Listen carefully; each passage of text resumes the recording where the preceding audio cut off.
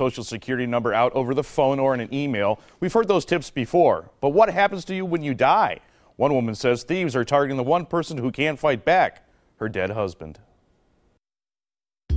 You think when somebody dies, their identity is supposed to die with them. But Joanne Edling knows all too well that isn't the case. When her husband Hans died in January 2011, she did everything a grieving widow would: plan his memorial service, write his obituary, and dealing with lots of legal and financial paperwork. He was a tough person. He handled death strong. He was not bitter. So in March of 2011, when Joanne went to file Hans's tax return, she says she got quite a surprise from the IRS.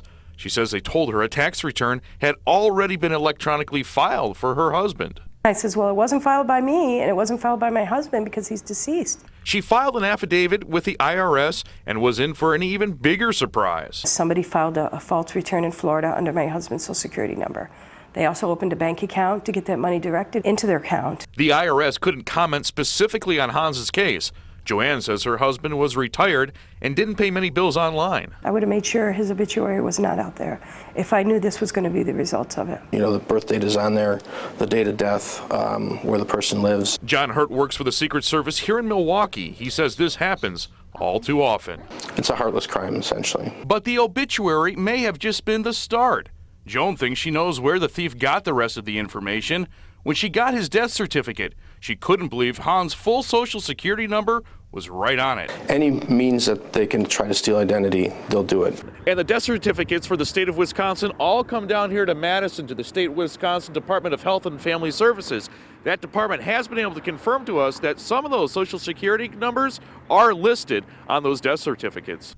Requirements for obtaining a death certificate are fairly strict. ID is required to apply for copies of vital records in person, by mail, or by fax. Social Security numbers of the dead also get filed into a database called the Social Security Death Master File. While the Social Security Administration doesn't give the public access to it, other agencies do. It's not a foolproof system. The National Technical Information Service sells an annual subscription to it. Carmen Balber with Consumer Watchdog says the hope was to create a master list so crooks couldn't use dead people's Social Security numbers to open credit cards or get a mortgage. But she says it's having the opposite effect. She spoke via Skype. The reason that many people have identified the Death Master File as the source is because it's often the only place that the specific Social Security number is available. Balber says the answer isn't to get rid of that database. Instead, just put less information on it. If the Death Master File simply excluded date of birth and age from that database, it would be much more difficult for identity thieves to use that information. Joanne says this whole ordeal has just made the pain of her loss that much more difficult for her and her son. He says, Mom, if I find out who's doing this, I'm going to be really mad. And I feel there's nothing I can do.